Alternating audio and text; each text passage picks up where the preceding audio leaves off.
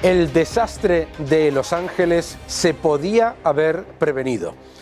El problema de Los Ángeles, toda esta brutal catástrofe que estamos viviendo, en la que ya ha habido más de 5 personas muertas, en la que ha habido 57.000 millones estimados de pérdidas y miles de acres de terreno completamente calcinados, se podía haber prevenido.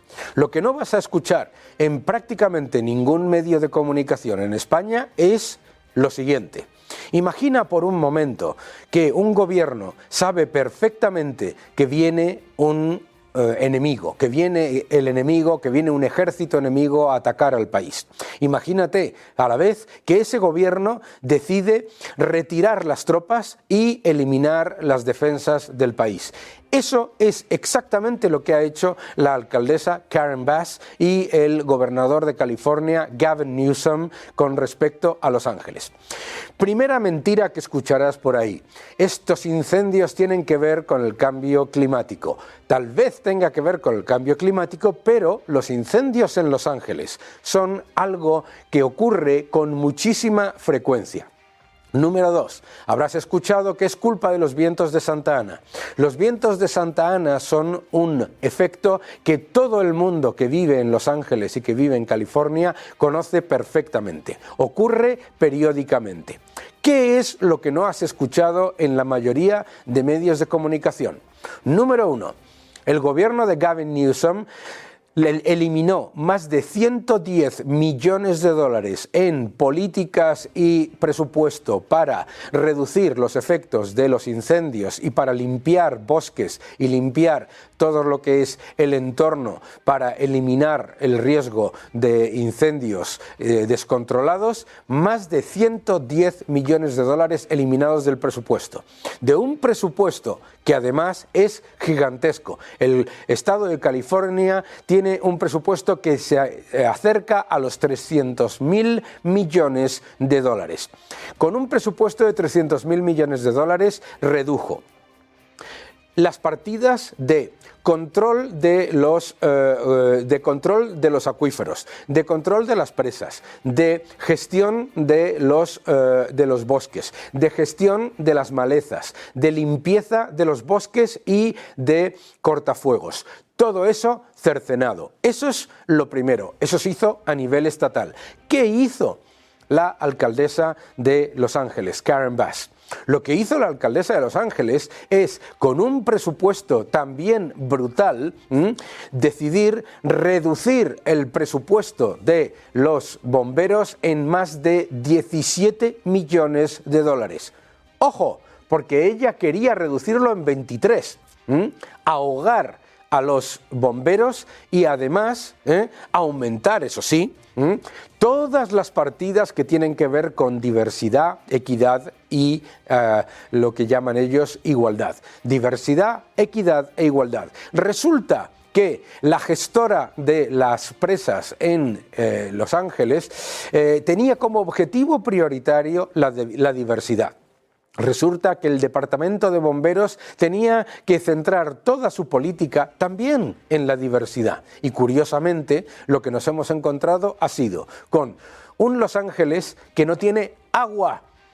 Los Ángeles no tiene agua, y no tiene agua no porque no esté rodeado de agua. No te olvides que Los Ángeles tenía no solamente una presa, sino un lago hace relativamente pocas décadas.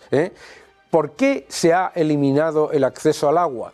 Porque se ha decidido, por cuestiones entre comillas medioambientales, que se desplace agua constantemente hacia el Pacífico, hacia el océano, con el objetivo de que se prevenga el riesgo de afectar a los ecosistemas. Es decir, las presas vacías, los bomberos sin recursos y con una menor partida presupuestaria. Todas las políticas para limpiar los bosques y limpiar las áreas absolutamente cercenadas. Esa es la realidad de la política en California. Una política que se ha dedicado a multiplicar el gasto para los sin techo, convirtiendo a California y de hecho a Los Ángeles en particular, en una ciudad, Los Ángeles, que está tomada por unos sin techo, que además tiene unas partidas gigantescas, eso sí, ¿para qué? Para facilitar el acceso a drogas de los drogadictos. Todas unas políticas muy woke, todas unas políticas muy típicas de los demócratas. Pero además, recordemos que hace 6 años el presidente Trump, cuando era en su primer mandato, le dijo ya de entrada al gobernador de California, Gavin Newsom, que tenía que llevar a cabo las políticas de limpieza de bosques y de limpieza de los entornos en riesgo de incendios, como hacen todos los países serios, como hace Austria, como hace Alemania, como hacen tantos países del mundo. ¿Qué es lo que hizo? Nada, no solamente nada, no, reducir las partidas que estaban dedicadas a esos elementos de un presupuesto que es de más de 300 millones, de casi 300.000 millones de dólares. ¿Por qué es esto especialmente vergonzoso? Los californianos pagan una de las facturas fiscales, una cuña fiscal de las más altas de todo Estados Unidos. A los californianos no han hecho nada más que subirles los impuestos. Y además de subirles los impuestos, les han reducido las partidas en lo que realmente le importa al ciudadano que paga impuestos. La seguridad, la policía, los bomberos, la defensa de las propiedades de los ciudadanos. Increíble, ¿verdad? Es absolutamente aberrante. Lo que ha ocurrido en Los Ángeles no es una casualidad ni es un desastre climático por la emergencia climática. Es la evidencia de que tal vez el cambio climático mata, pero la incompetencia y la irresponsabilidad de los gobiernos arrasa y masacra. Los 5 muertos que se han contabilizado hasta ahora en Los Ángeles se podían haber evitado. Las decenas de miles de millones en pérdidas, personas que han perdido sus casas para siempre, se podían haber evitado. Los miles de acres que se han quemado, eso sí que es una catástrofe, eso sí que es una catástrofe natural. Es decir, precisamente con unas supuestas políticas medioambientales orientadas a defender el ecosistema, lo que se ha hecho ha sido destruir el ecosistema, destruir bosques completos, destruir áreas completas. Eso es lo que se ha conseguido con estas políticas mal llamadas medioambientales, porque no tienen nada de medioambientales. Garantizar el agua a California no era un problema de falta de agua. Estados Unidos tiene todos los engranajes, tanto de infraestructura como de acceso, para que California tuviese todo el agua que necesitaba y más.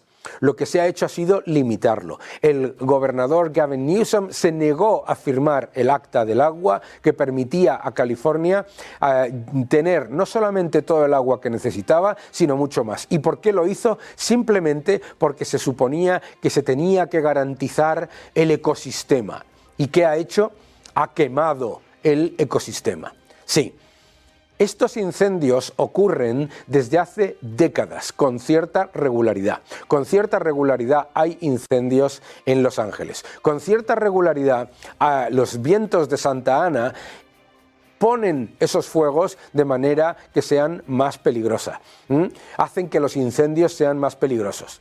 Para eso se llevan a cabo políticas en las que se ponen cortafuegos, se limpian los bosques, se limpian todas esas concentraciones de porquería y aceite de los eucaliptus y hojas de eucaliptus que hay por todo Los Ángeles. En los valles se ven esas concentraciones. Es una absoluta vergüenza porque son literalmente como bombas dispuestas a explotar. Y explotaron. Es vergonzoso escuchar a mucha gente decir que qué más da, porque al fin y al cabo allí donde viven son los ricos. La inmensa mayoría de las personas que han perdido sus casas son personas que lo máximo que habían conseguido en su vida era atesorar su pequeña propiedad en la que vivían. Es vergonzoso escuchar a los supuestos defensores del medio ambiente que ya os habíamos avisado. A nadie que se le ocurra creer en el cambio climático de verdad, se le ocurre a la vez reducir los recursos que mitigan los efectos de las catástrofes naturales. Eso no solamente es una irresponsabilidad, es criminal. Si de verdad creyesen en el cambio climático, en vez de en el control social y en el control de la economía, que es lo único que les importa, lo que hubieran hecho ha sido aumentar el presupuesto de los bomberos, en vez de dispararlo para eso que llaman actividades sociales, que lo que en realidad son actividades clientelares. Si de verdad creyesen en el cambio climático, habrían llevado a cabo los cortafuegos, las infraestructuras, habrían firmado el Acta del Agua y habrían mantenido las presas con el nivel suficiente de agua para prevenir estos incendios. Esta gente no tiene ningún derecho a decirle a nadie que ellos ya habían avisado, porque lo que han hecho ha sido, ante algo que ocurre con mucha regularidad, empeorarlo, y empeorarlo con las políticas, y no tienen ningún derecho a venir ahora como salvadores del mundo diciendo que la solución a una catástrofe como la de Los Ángeles es mucho mayor control público, mucho mayor gasto público y muchos mayores impuestos. Es una vergüenza. California tiene más gasto público, más impuestos y más control público por parte de los irresponsables Gavin Newsom y Karen Bass, y lo que tiene es una catástrofe que se podía haber evitado. Desde las autoridades hasta los miembros del gobierno, todos han priorizado el gasto clientelar y político, gastando en cosas absolutamente vergonzosas, con presupuestos gigantes, mientras asfixiaban a los cuerpos y fuerzas de seguridad, que son los que tienen la capacidad de acometer la solución a una catástrofe natural. Que Los Ángeles no tenga agua es una vergüenza y es una decisión política. Que Los Ángeles no tenga capacidad de acabar con unos incendios que ocurren regularmente es una vergüenza y es consecuencia de las políticas. Sí, es consecuencia de las políticas. El cambio climático mata, pero lo que arrasa y masacra es la incompetencia y la irresponsabilidad de los gobernantes. Gavin Newsom, Karen Bass tienen que dimitir ayer. Que no te engañen. La economía española ante 2025. El año 2024 cierra con un crecimiento del Producto Interior Bruto que podría superar el 3%, pero en esa cifra hay un montón de nubes que merece la pena resaltar y sobre todo analizar qué es lo que podemos esperar para el año 2025, porque, claro, un montón de esos vientos de cola que han apoyado al crecimiento económico en los últimos años empiezan a desgastarse. Vamos a hablar de todo ello con alguien absolutamente, experto en la materia. José María Rotellar, ¿cómo estás? ¿Qué tal? Muy bien. Un gusto que estés en tu casa, como siempre. El gusto es mío. Vamos a hablar primero sobre el cohete del año 2024, porque el gobierno nos está contando varias cosas. Número uno, nos está diciendo que el crecimiento económico es mucho más fuerte que el de la media de la Unión Europea, que es la economía que más crece de Europa y que ha sido un éxito absolutamente espectacular. ¿Qué podemos decir a eso, a esas afirmaciones? En primer lugar, que ese crecimiento en gran parte es un rebote porque hemos sido los últimos en recuperarnos. En segundo lugar, que se ha basado en una parte muy importante en un crecimiento por acumulación de la población, no por generación de riqueza, porque crece el PIB nominal, pero somos más pobres en PIB per cápita, en paridad del poder de compra. Volvemos a estar por debajo del 90% de la media de la Unión Europea, es decir, volvemos a ser considerados un país pobre, merecedor de recibir fondos de cohesión, que aunque no los esté solicitando el gobierno, podría hacerlo. Posiblemente no quiere poner sobre la mesa ese problema. En tercer lugar, se ha mantenido por un comportamiento excelente del sector turístico, quizás la rama de actividad económica que realmente dentro de la economía productiva ha funcionado muy bien, y en cuarto lugar por un ingente gasto público, un gasto público que se ha vuelto muy estructural. ¿Qué consecuencias tiene esto? Que ha conformado un crecimiento insano. El sector exterior, la parte del crecimiento turístico, bien, es una parte positiva del crecimiento productivo, pero puede verse influido desde el punto de vista de la balanza por cuenta corriente, porque si nuestros socios empiezan a empobrecerse, vamos a exportar menos, aparte que la competitividad española, con toda la inseguridad jurídica, con todo el aumento de costes, está empeorando. Y en segundo lugar, la parte turística también, si a nuestros socios les va peor, nuestros principales mercados emisores de turistas puede que vengan menos. Con lo cual, ese pilar puede resquebrajarse o por lo menos no crecer tanto como ha venido creciendo. Y por otro lado, el gasto público. El gasto público ha crecido más de 12 puntos en el último sexenio respecto de los datos antes de la pandemia, y sin embargo la inversión se ha quedado prácticamente plana y no está por debajo por la revisión excepcional que hicieron del año 2021 por parte del Instituto Nacional de Estadística, porque si no estaba 2 puntos por debajo. Con lo cual estamos viendo un claro efecto expulsión del gasto público sobre la inversión productiva privada. ¿Y qué problema tenemos? Que sí que cumplir una estabilidad presupuestaria, un pacto fiscal, unas reglas de estabilidad, no va a poder haber tanto gasto público. El gobierno confía en que lo va a poder mantener con un incremento de ingresos, pero ese incremento de ingresos ha sido excepcional, derivado de la inflación, y por mucho que suban los impuestos, lo único que va a hacer es matar más la economía, gripar su motor. Por tanto, no hay tanto cohete, sino que simplemente lo que hay es un celofán que envuelve todo, que nos ha impulsado hacia arriba desde un punto de vista nominal, pero que realmente España sigue liderando la tasa de desempleo general y juvenil de Europa y de la OCDE. España sigue con un crecimiento que le empobrece porque empeora sus posiciones en PIB per cápita en paridad del poder de compra. España sigue sin contar con un plan de reformas que realmente permitan avanzar a la economía por sí misma de manera sostenible. Y España lo que cuenta es con un gasto que se está convirtiendo en estructural, que está impulsando incrementos de déficit estructural al estar sustentado por ingresos coyunturales, y que está expulsando a la inversión. Por tanto, es un crecimiento con pies de barro. Ese cohete a mí me recuerda un poco a uno de los episodios de Historias para no dormir de Chicho Ibáñez Serrador, que se titulaba El cohete. Es un abuelo que a sus nietos les construye un cohete y les hace creer en la ilusión de que realmente es un cohete que les va a llevar al espacio, ¿no? Bueno, pues aquí realmente estamos en una fantasía parecida, pero con mucha menos capacidad intelectual, si se me permite. Ahora, lo que tú acabas de comentar, muy poca gente lo entiende, ¿no? El Producto Interior Bruto crece, pero el Producto Interior Bruto per cápita no crece ni de lejos lo que está aumentando el Producto Interior Bruto, y además el Producto Interior Bruto ajustado por poder adquisitivo es todavía más bajo. Y lo más interesante de todo eso es que un montón de gente no entiende tampoco por qué una economía que crece se empobrece, ¿no? Decía Steve Hanke que una economía en la que sube el PIB, pero aumenta la inflación, aumenta la tasa de paro, se mantiene muy elevada y además se pierde poder adquisitivo, no es una economía que crezca, sino una economía que se empobrece. Pero explícanos por qué ese aumento de la población está disfrazando el Producto Interior Bruto y con ello también las cifras de empleo.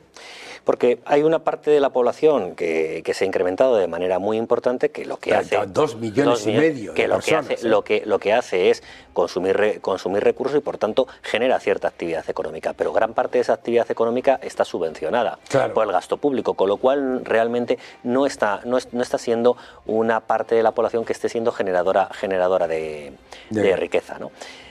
Por eso la productividad no aumenta. La productividad no aumenta nuestra competitividad, y sobre todo lo que hacemos es aumentar la actividad, pero en menor proporción a lo que está aumentando la población. Realmente no estamos siendo dinámicos al respecto, y por tanto, ¿qué recorrido tiene ese? Pues tiene un recorrido muy corto. Lo que sí que entiende todo el mundo perfectamente es que ha perdido mucho poder adquisitivo, no porque vean el IPC, si sube, si baja o cómo se comporta, sino porque lo ven en su bolsillo, ¿no? Quien vaya a dar la compra, no se podía ver que 3 días o 4 a otro, pues un litro de leche de repente ha subido 14 céntimos y eso ha pasado. O podemos ver, si recuerdan cualquier espectador, julio del año 23 con respecto a un año después simplemente, que es cuando se produjo la gran subida, había cosas que habían subido exponencialmente, y hablamos de la leche, hablamos del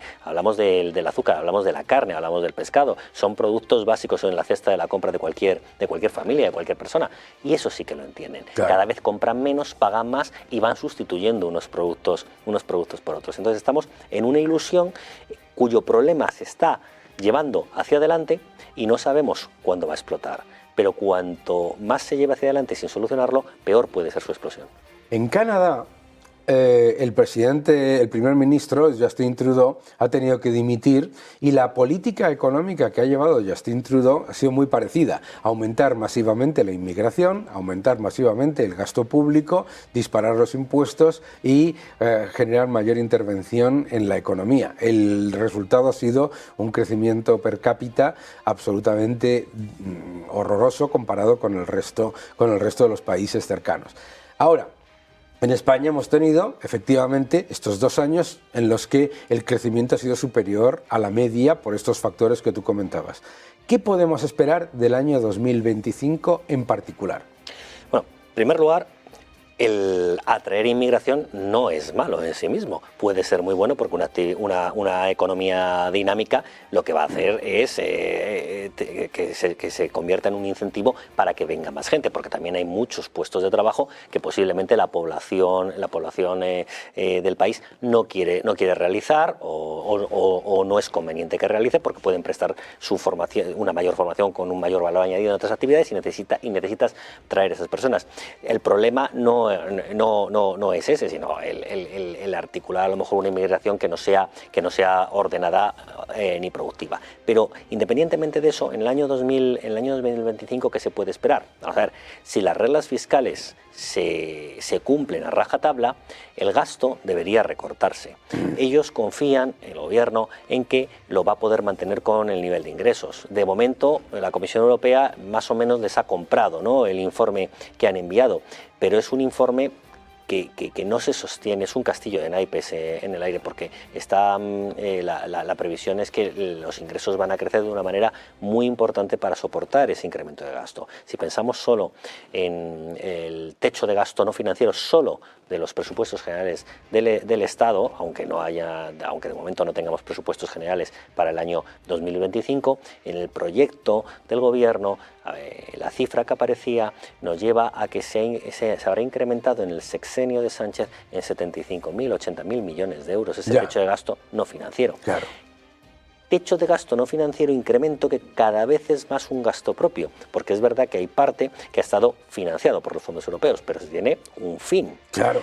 Y si se han utilizado bien esos fondos como inversión, la inversión va a quedar. Si va dirigida al sector privado, la sostendrá el sector privado, pero si ha ido dirigido, como ha ido dirigido en gran parte a las empresas públicas, la tendrá que sostener el presupuesto. Y eso es posible que no lo pueda sostener. ¿Por qué? Porque si tiene que hacer un ajuste para al final cuadrar con la estabilidad presupuestaria, no lo va a poder realizar, y ahí el crecimiento se va a ver resentido. En cifras, pueden salvar las cifras de 2025, porque si el último trimestre de 2024, que todavía no conocemos, es un dato muy positivo, por efecto estadístico, claro, de los interanuales, hay 3 que inmediatamente ya en interanuales aumentan, porque al compararlo sobre el primero, segundo y tercer trimestre de 2024 serán muy superiores. Claro. Los 3 interanuales, como el crecimiento del año es la media de los 4 crecimientos trimestrales interanuales, claro, ahí hay un efecto estadístico muy importante, aunque no creciesen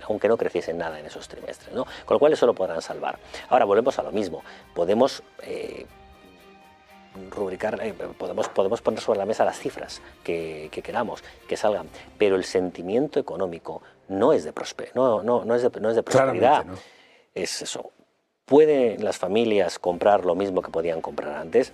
¿Pueden los jóvenes acceder al mercado de la vivienda? ¿Pueden las personas no estar endeudadas o tener un nivel de calidad de vida realmente comparable a lo que tenían hace 6 años? Yo creo que no. Claro que no. El otro día estaba yo en el supermercado y se me acercó una señora y me dijo, usted, que le he visto por la televisión, ¿por qué están diciendo que bajan los precios y yo cada vez pago más? Y le digo, porque no están bajando los precios. Y se me quedó así, ¿no? La señora, y me dijo, explíquemelo, porque yo escucho todos los días decir que el gobierno está bajando los precios. Y es que el gobierno, primero, ni sube ni baja. Los sube, sí, el gobierno no baja los precios. Pero la inflación, año 2025.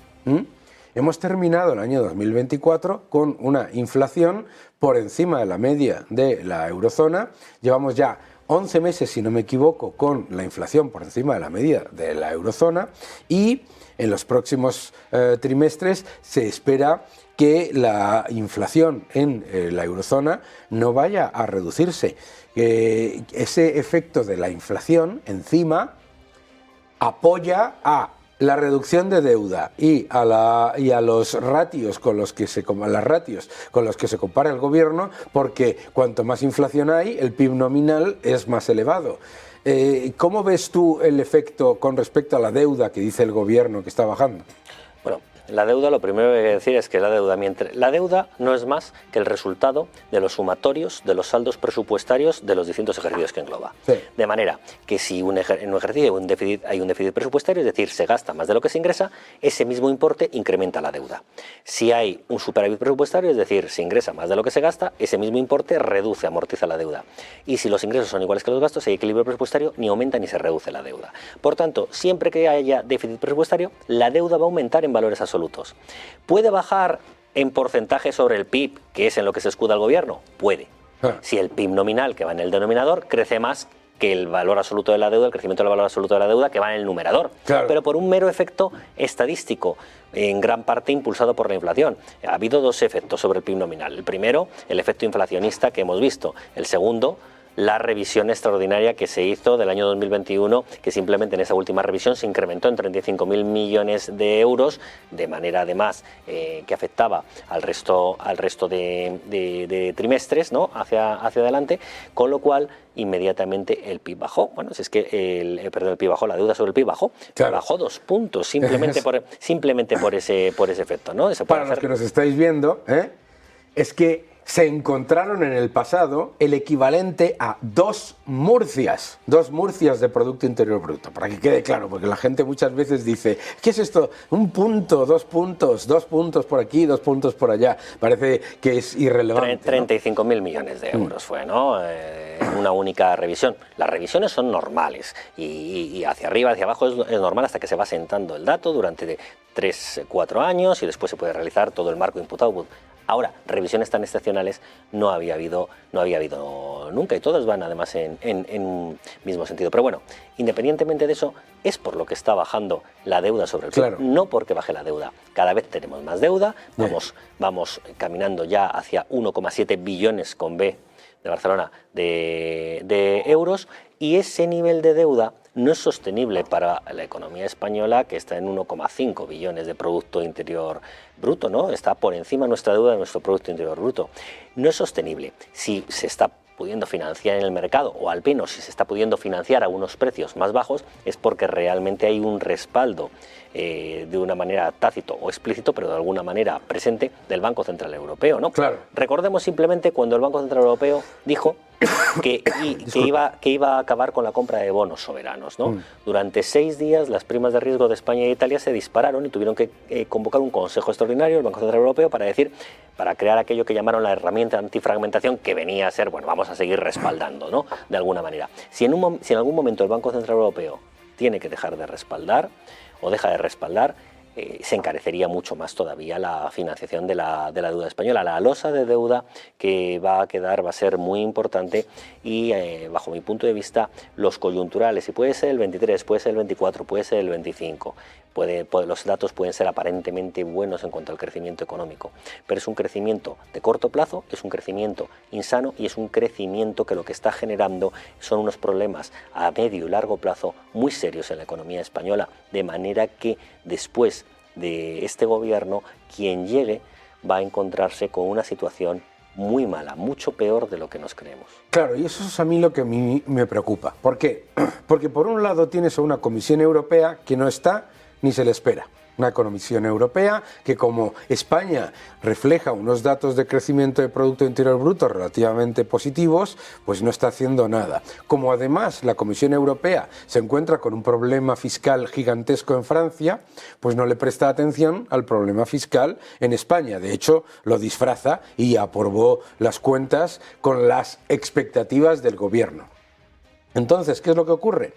La Comisión Europea nunca actúa preventivamente como se está viendo, pero luego viene y le exige al que viene detrás que lleve a cabo un gigantesco ajuste que este gobierno se niega a hacer. Y yo creo que ese es el gran problema, porque todos esos desequilibrios que se van acumulando, cuando se pierda el efecto fiscal de la inflación, se empiecen a reducir los ingresos fiscales, el gasto estructural se mantenga, el déficit estructural se eleve, de hecho se ha elevado de nuevo, todos esos factores van a venir a presentarse, o sea, son una bomba de relojería para el que venga detrás.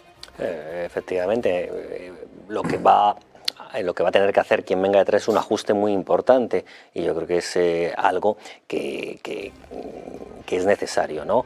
La economía va a estar en unas circunstancias muy deterioradas, se va a encontrar en unas circunstancias muy deterioradas para poder crecer por ella misma, y ese ajuste hay que hacerlo. Estamos viviendo muy por encima de nuestras posibilidades. Sí. Se está fomentando erróneamente desde el punto de vista de la política económica actual una economía muy subvencionada, muy subsidiada. Sí.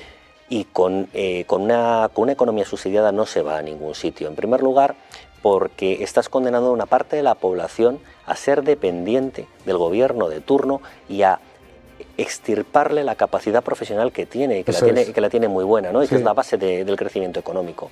En segundo lugar, porque la ausencia de reformas estructurales lo que está llevando es a un gran problema de poder adquisitivo de los ciudadanos y en gran parte a que podamos tener una fuga de cerebros de nuestros mejores recursos humanos a otros lugares, lo cual está muy bien, porque cada uno puede trabajar donde quiera, pero es una pena como país el no dar los incentivos suficientes para poder retenerlos con una estructura productiva que sea óptima y donde vean un futuro para poder desarrollar su profesión y no ver que aquí languidecen empobreciéndose, ¿no? Y tenemos un gran problema por resolver, que es el desempleo, con la productividad que tenemos, con una elevación artificial, ficticia y muy costosa para las empresas, empobrecedora también del salario mínimo, con un intento de reducción de jornada que eleva inmediatamente los costes de las empresas en más de un 6%, ¿no? Al no bajar el salario nominal en proporción, y con un intento de volver todavía más rígido el mercado de trabajo, intentando incrementar las indemnizaciones por despido o cualquier otra consideración del mercado de trabajo que va siempre en la línea de entorpecer el flujo de entrada y salida de trabajadores del mismo, que es lo que permite el dinamizar una economía. Bueno, pues desde luego son unas circunstancias estructurales muy malas para la economía española. ¿Qué nos vamos a encontrar? Nos vamos a encontrar con una deuda enorme, con un déficit estructural muy importante que hay que reducir, con unos ingresos en los que no va a haber margen de maniobra, y cualquier subida de impuestos cualquier idea de subir los impuestos debe abandonarse, porque lo único que contribuiría es a perjudicar más la economía, con una seguridad social que actualmente está quebrada, realmente, en un artículo tú recientemente, está quebrada, está sujetada simplemente por las transferencias que recibe de los presupuestos generales del Estado, cuando realmente las pensiones contributivas deben ir con cargo a las cotizaciones sociales, deben ser financiadas por las cotizaciones sociales, lo que nos enseñaban siempre en la carrera, y si no quebraba el sistema. Bueno, pues hay una parte que ya no está financiada así, y que la reforma lo único que se ha puesto sobre la mesa es un incremento desmedido del gasto, con una salvaguarda de decir, bueno, y si se incrementa el gasto y no lo cubro, lo que iré será subiendo matemática y automáticamente la base de las cotizaciones y los tipos de las cotizaciones. Bueno, pero si empieza a destruirse empleo, si empiezan a irse de aquí personas y se pierden cotizantes, por mucho que yo lo suba, la base, el grueso será menor y por tanto recaudaré menos, con lo cual es un problema que tenemos también muy serio, ¿no? Tenemos el problema de la seguridad social y tenemos por supuesto el problema del mercado de la vivienda, que no se liberaliza suelo. Si el problema está en que si se liberalizase suelo, si suelo hay mucho, liberalícese, y entonces los precios ya bajarán. A lo mejor uno no puede vivir en el centro de Madrid, pero podrá vivir en un sitio adecuado y por lo menos a unos precios que pueda comprar, porque es que ahora ni aunque mucha gente se vaya muy lejos, tampoco puede comprarlo, ¿no? Los precios están excesivamente altos. ¿Por qué? Porque la oferta se está restringiendo, porque no se liberaliza suelo y porque además con las leyes intervencionistas que se han introducido, obviamente los tenedores de inmuebles y de viviendas lo que hacen es no sacar al mercado, sobre todo en el mercado del alquiler, ante, digamos, las pocas garantías que tienen para salvaguardar sus intereses y sus propiedades, y la demanda además va creciendo. Por tanto, si sube la demanda aumenta el precio, si se reduce la oferta aumenta el precio, nos estamos encontrando con un movimiento simultáneo de subida de precio, ¿no? por los dos lados. Con lo cual, y tenemos una pérdida de poder adquisitivo en general de la economía española y sobre todo de capacidad como país para poder desarrollarnos. En una economía hay que pensar, por supuesto hay que vivir el hoy, pero hay que pensar en lo que se está haciendo hoy en el medio y largo plazo. Y no se está pensando. El gobierno, los políticos en general, pero este gobierno en particular, lo que está pensando simplemente es en los 5 minutos siguientes de permanencia al frente del gobierno, y eso es un claro error. La situación no puede ser más clara. La verdad es que lo has dibujado de manera clarísima. Dopar el Producto Interior Bruto con deuda, gasto público e inmigración es relativamente fácil.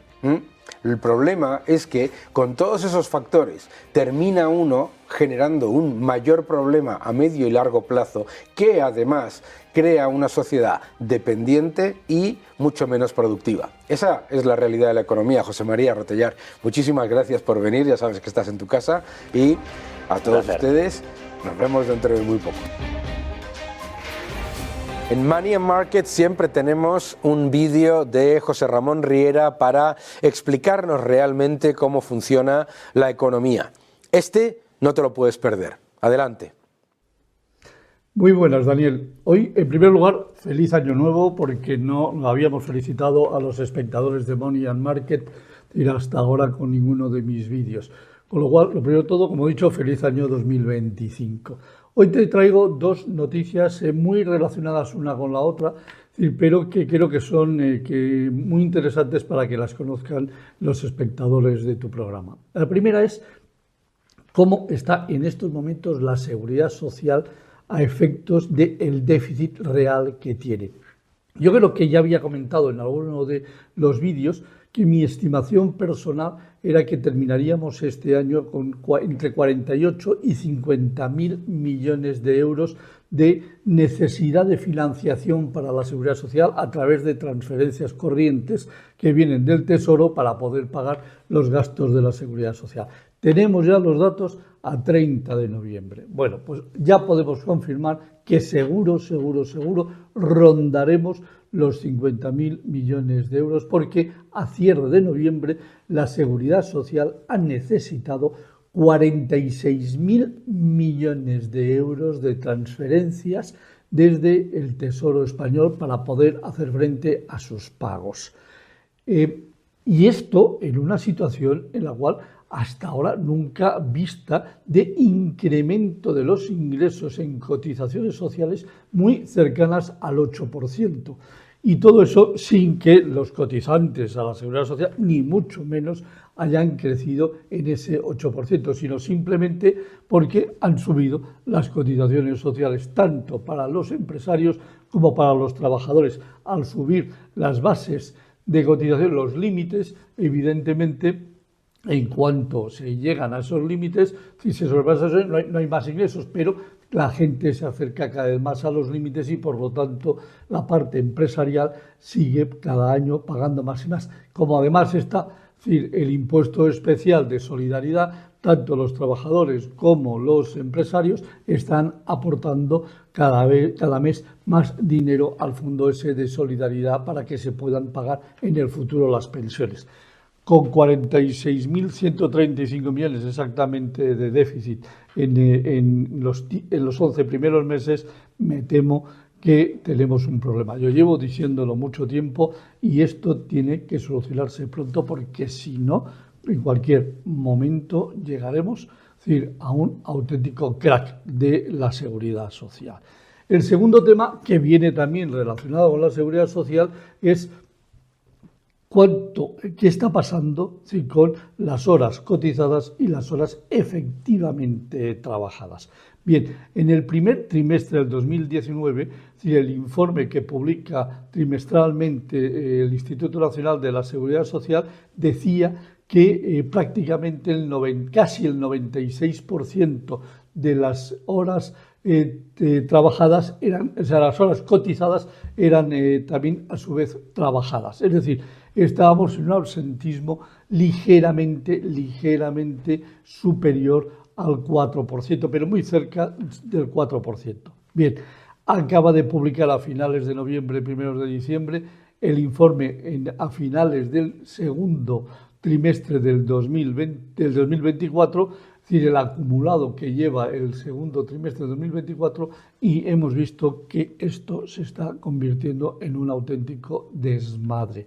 El porcentaje entre horas trabajadas y horas cotizadas ha caído al 93,5% frente a casi el 96% que estábamos en el primer trimestre del 2019. Es decir, está cayendo está subiendo el absentismo, está cayendo la productividad de forma brutal. Y es que desde que se terminó la pandemia, trimestre a trimestre, sigue creciendo el absentismo laboral. Con lo cual tenemos dos efectos perniciosos directamente contra la seguridad social. Uno, es decir, que por un lado, tenemos, es decir, que no llega el dinero por ingresos, por cotizaciones sociales, no es suficiente, necesitamos de casi 50.000 millones para pagar todos los gastos de la seguridad social, que incluyen pensiones contributivas, pensiones no contributivas, ingreso mínimo vital e incapacidad laboral temporal, y a su vez el absentismo por incapacidad laboral temporal no para de crecer desde que llegó la pandemia, con lo cual todo son efectos perniciosos. El gobierno solo está preocupado en vamos a ver si hay que reducir o no la jornada laboral, vamos a ver en cuánto subimos el porcentaje del salario mínimo interprofesional y vamos a ver si cobramos IRPF por esa subida o no. Pero no están preocupados por algo que de verdad puede hacer que este gobierno haga crack en cualquier momento. 50.000 millones de euros. En estos momentos de déficit de las pensiones y, por otro lado, cayendo la productividad y subiendo el absentismo laboral, todo nos lleva a acercarnos cada vez más al precipicio definitivo. En cualquier caso, esta era la noticia que quería compartir contigo y con todo el equipo de Money and Markets, así que nos vemos en el próximo vídeo.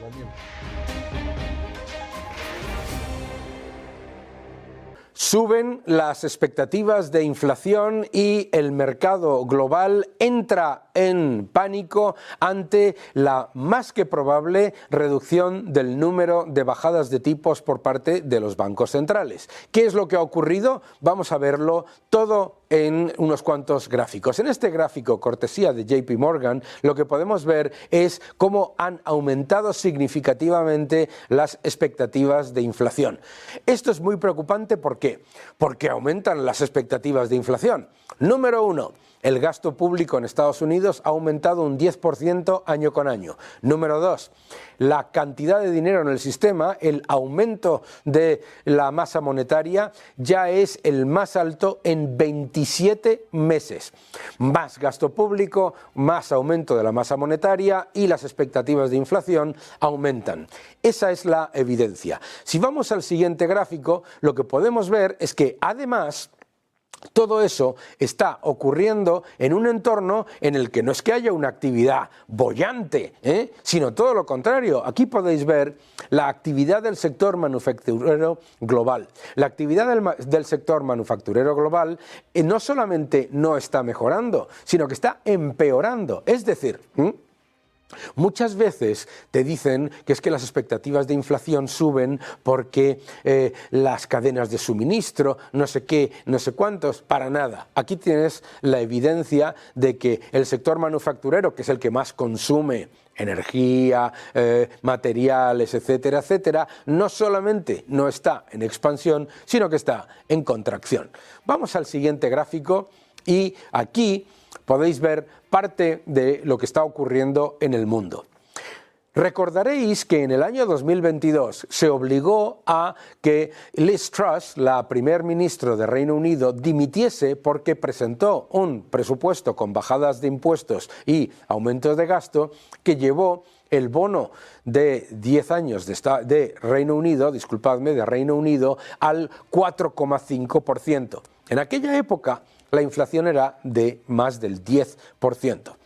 Ella supuestamente fue culpable y tuvo que dimitir por un presupuesto con bajadas de impuestos en el que el bono a 10 años se fue al 4,5%. Bien, ¿qué es lo que ha ocurrido desde que el gobierno laborista de Keir Starmer ha presentado su presupuesto ultrasocialista de aumentar masivamente los gastos y aumentar los impuestos y con ello también aumentar el déficit? Pues lo que ha resultado es, aquí lo podéis ver desde el corte en este gráfico de Bloomberg, desplome absoluto de la libra a mínimos de un año y subida de los costes de financiación del Estado de manera brutal. El bono a 30 años de Reino Unido está a máximos no vistos desde los 90. El bono a 10 años del Reino Unido está en más del 4,7% con una inflación inferior al 4%. Es decir, resulta que obligaron a dimitir a la primer ministra de Reino Unido conservadora por un presupuesto aparentemente muy peligroso porque bajaba impuestos, con un 4,5% de rentabilidad del bono de Reino Unido, en una época en la que inflación era del 10% y ahora con la inflación en mucho menos de la mitad está en el 4,7% y aquí no dimite nadie. Fíjate qué curioso, ha destruido el poder adquisitivo de la moneda, ha aumentado el riesgo país y ha aumentado, por supuesto, como se refleja en el coste de la deuda tanto a 10 como a 30 años. Esta es la evidencia de las políticas ultra-keynesianas que estamos viviendo, la destrucción del poder adquisitivo de la moneda. Y luego te preguntan que por qué sube las expectativas de inflación. Vamos al siguiente gráfico y vemos otros factores importantes. Amigos, otro para la fiesta. Brasil. El señor Lula llegó al poder con la chulería típica del socialismo. Es decir, nosotros vamos a gastar y eso nadie nos lo puede quitar de encima. En un año en Brasil, el déficit se duplicó con el señor Lula. ¿Qué es lo que ha ocurrido desde entonces? Destrucción del poder adquisitivo de la moneda se ha desplomado, la peor moneda de las grandes economías en el año 2024, el real brasileño, y el bono a 10 años de Brasil disparado en rentabilidad exigida. ¿Veis? Tienen la desvergüenza de decirte que las expectativas de inflación están aumentando y que eso viene de por aquí y de por allí. La evidencia empírica, mucho más gasto, mucho más déficit, mucha más intervención pública, destrucción monetaria y mucho mayor riesgo. Vamos al siguiente gráfico. En este gráfico lo que podéis ver es qué es lo que está pasando en China.